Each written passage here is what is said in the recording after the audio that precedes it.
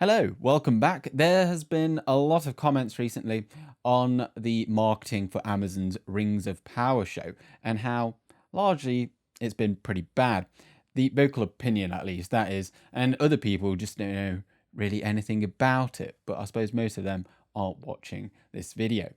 The campaign began a few years ago now with the slowly revealed map of the Second Age of Middle-earth accompanied by the Ringverse, which gave us the setting and the major plotline of the show, which was until recently still called Lord of the Rings on Prime.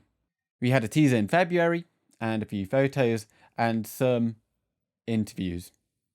So how come the campaign for Amazon has stalled? Well, Amazon probably assumed that the diehard fans would automatically be on board, so they, or we, aren't the focus. Now, the issue with that is that then most of the chatter about the teaser back in February and other sneak peeks has largely been about the negative reception that they received from the diehard fans that found varying degrees of slight against Tolkien in them, rather than what was actually being shown. And that has taken a back seat. The bigger audience, though, is undoubtedly the casual fan. And the casual fan isn't necessarily going to go researching the show. They would just watch the show when it comes out and maybe watch one or two videos about it if they want to look up a plot line, find an explanation, something like that.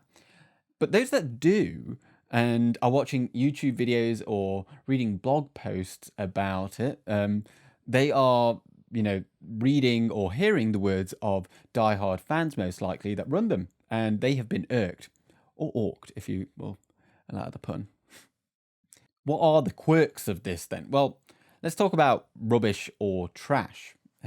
This is a commodity now that can be sold and consumed wholesale. What do I mean by that? Well, there are so many YouTube channels, for instance, that where this is like the main theme of discussion. Now, to clarify, I'm not talking about the quality of the content. I'm just talking about what it is that they're talking about. Okay, the theme is, well, it's to call everything out for being subpar, if we are being nice. Since most of the outlook is from the folks that are like evoking these emotional responses for the series being dead on arrival, this gives the whole project disdain for someone that's kind of just looking in. No one wants to be like coming onto a sinking ship, if that makes sense.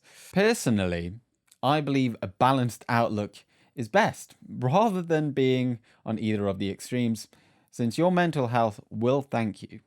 And how about the more pragmatic reason as to why there hasn't been quite as much coverage or reassurance from Amazon? Well, the show comes out in September, right? We still have all of July, August, rest of June. There's no point in promoting a show too early. In a world with so much action, everyone has a shorter attention span. So if it isn't out in a couple of weeks, then it might be a bit of a wasted effort on that regard. Besides, some of the overlapping fans will have invested in the Obi-Wan Kenobi series that's just dropped, along with the obviously with that advertising campaign. So now there is more room in that space. Hence, we are expecting a trailer to come out anytime now. It could come out today, later on today, or it could come out next week. There's some kind of embargo, I've heard. So fingers crossed. And once that comes out, I will take a look at it, give it my thoughts, and we'll go from there. Anyway, thank you very much for watching. Good day.